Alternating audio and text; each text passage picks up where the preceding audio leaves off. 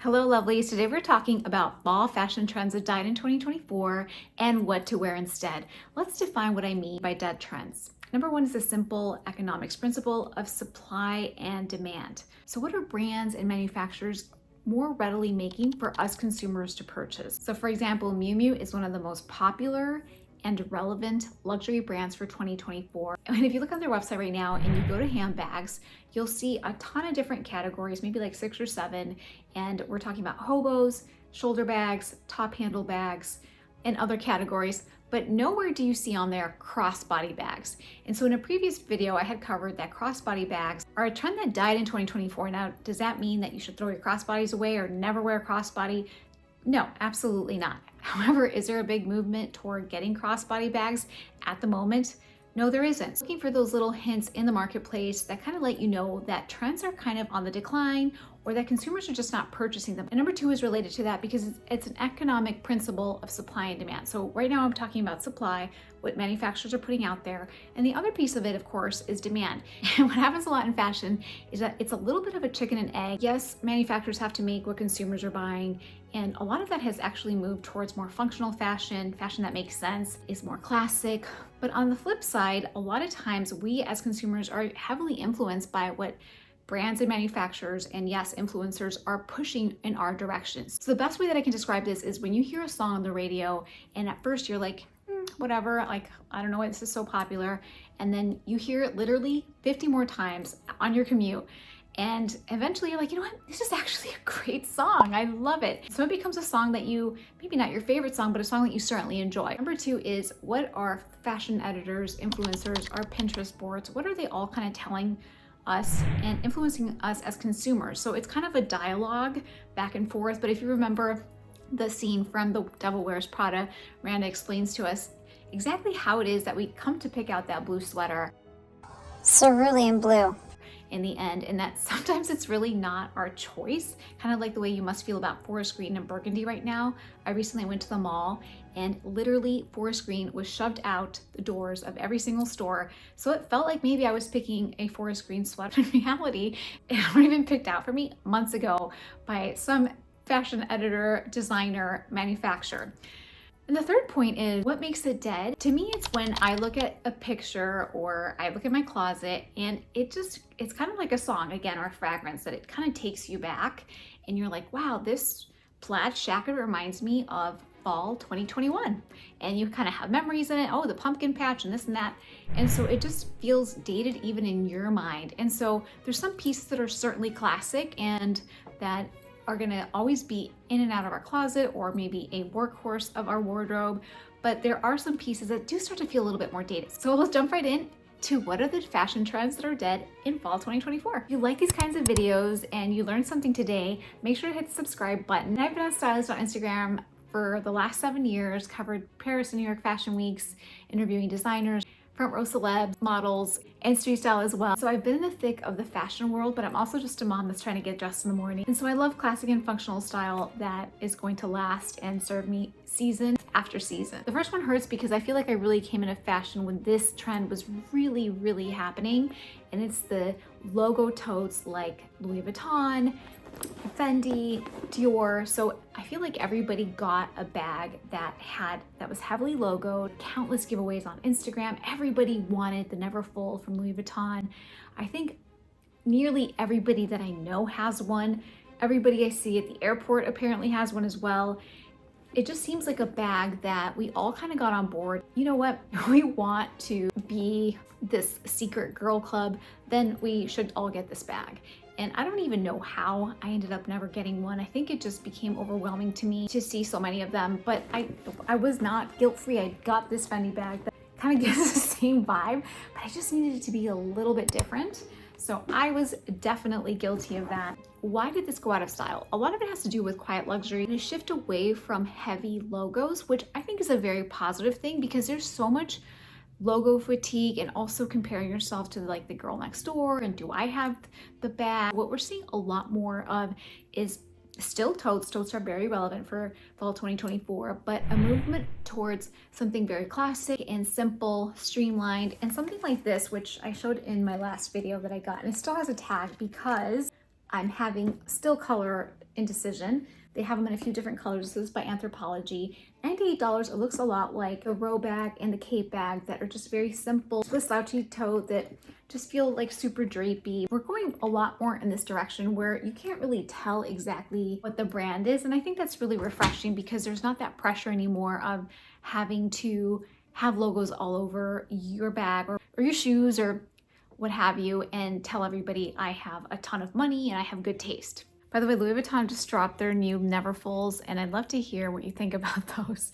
They're supposed to look like they're inside out. So let me know what you think. Do you think that the new spin on this old favorite is going to help bring them back to life, or if you like the classic better? The second trend that's dead in fall 2024 are the Midi Cardigans. And I always picture like the Amazon kind of version where like the girl's drinking a cup of coffee, a ton of like the same color over and over again, usually the skinny jeans and like the tunic with the V-neck and long pendants and the whole vibe. The Midi Cardigan not only shortens your legs and kind of can make you look frumpy. I have probably like 3 or 4 of them in my closet, and I like to wear them at home a lot because they feel kind of like a cozy robe. If you're like me, an average height or shorter and always trying to look taller, then this midi cardigan doesn't really do you any favors. And so what we're seeing a lot more of this fall is a cropped jacket or a cropped cardigan. And not only does this really play really well with a mid to higher rise jean, but it's also a little bit more feminine and ladylike. Having a more refined, demure lady aesthetic is something that has just been going very strong for a long time. So kind of that lady who lunches, having a cropped cardigan or jacket is a lot trendier for fall 2024. And it doesn't have to be expensive either. This one is from the J. Crew outlet store. Kind of the epitome of what I'm talking about right now. I think it also plays really well when you wear, for example, with winter coming and you start to wear like a longer coat. The next one that died in fall 2024 was the shacket, in particular the plaid shacket that we probably all have. I know that I think I have 3 of them. Green, a kind of like a taupe one from Zara, and shackets sometimes are a part of Northern existence, so totally get it. We're just seeing a lot more of refined pieces. This was a piece that was served to you kind of like day in and day out on your Instagram feed, TikTok, anywhere that you consume your fashion news. Somebody had this jacket, and that's just not the case anymore. It's just not something that if you don't have that you should be like, okay, let me just add this to my cart today. Number 4 is leather blazers, and I have so many faux leather blazers. I have a brown, black, camel. I love my faux leather everything. But instead of the faux leather blazers, and by the way, blazers are one of my favorite clothing items of all time. If you're like me and love blazers, make sure to check out my How to Style a Navy Blazer. Great for more classic luxe look with items already in your closet. But in this instance, we're talking specifically faux leather blazers. What we're seeing a lot more of, however, are faux leather shirts and crop jackets. H&M just dropped a huge collection full of these pieces that are super affordable, and I can't wait to show you what I got. I did invest in a couple of these pieces that reminded me a lot of the Gucci runway, which has been one of my biggest style inspiration for 2024. A lot of designers have been using faux leather. It's not just outerwear or bottoms like faux leather pants and skirts, but also as tops as well. I think this looks very elegant, can easily dress up a plain pair of jeans, and also kind of like for warmer fall days, get you away with not having to wear a big jacket as well. Now, if you really love faux leather like I do, but faux leather tops are not for you, I recommend also checking out kind of the distressed faux leather bombers and moto jackets that are a little bit oversized. And I feel like it's a great way to add a little edge to an otherwise very feminine outfit. The 5th trend that died in fall 2024, now it just finished dying because it was already dead last fall, but now it's nowhere to be found, are the cold shoulders. And it started out because the cutout trend in 2020 got really big, and now and I feel like the cutout trend never truly went away, but I feel like they've put holes in other places at this point. I thought the cold shoulders were kind of a creative way of showing a little skin where, when otherwise, if you live up north like me, you're literally covered from head to toe and you need layers and you're freezing. I feel like when the cold shoulders were really in style, I lived in Chicago and I wore them. I was okay with them. Nevertheless, they're not in style. What is in style, and it has been in style since the spring, are off-the-shoulder tops and off-the-shoulder dresses. There's so many beautiful off-the-shoulder pieces right now. I just recently got this dress from Anthropologie for a trip that I'm taking later this month, and I kind of want to make a statement. So I'm combining a couple of trends, off-shoulder, maxi, and leopard print all in one. The next one that died in 2024 are round toe shoes. Now, I'm guilty of them. For example, some of the shoes I wear a lot, these are the Paula Babies by Zazan, and I wear these all the time because I think they look so classic and Mary Janes are very trendy. And the other pair that I wear a lot that's kind of a round toe are my Derby Cape boots, even though they're super uncomfortable, but I wear them because they're beautiful and because they were a lot of money, so that's why.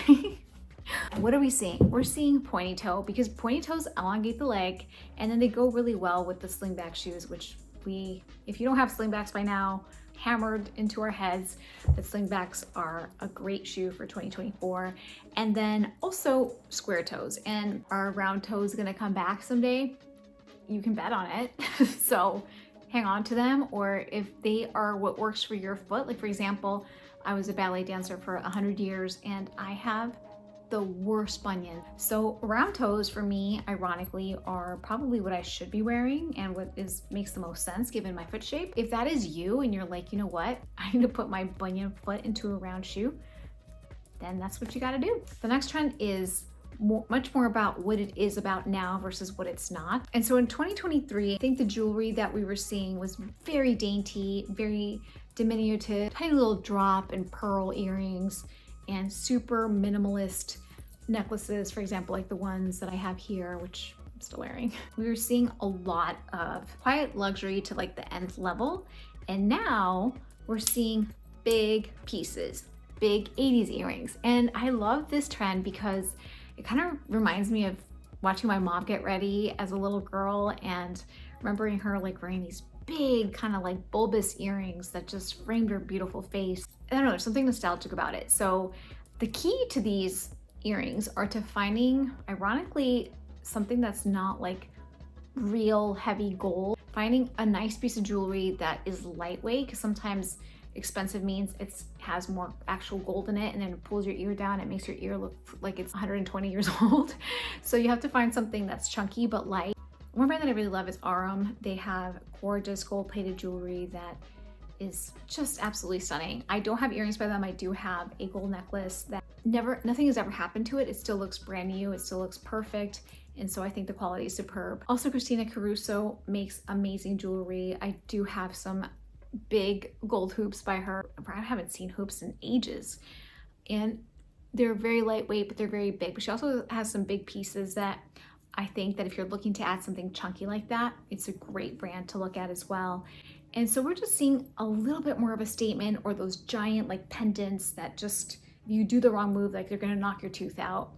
I'm not gonna do that one. I'm gonna skip that one. We're seeing just like the bigger, chunkier, more present jewelry kind of balances out all our quiet luxury outfits. For a more holistic view of the year, make sure to check out the fashion trends that died in 2024. And if you learned something today and had fun with me, don't forget to hit the subscribe button. I hope to see you really soon.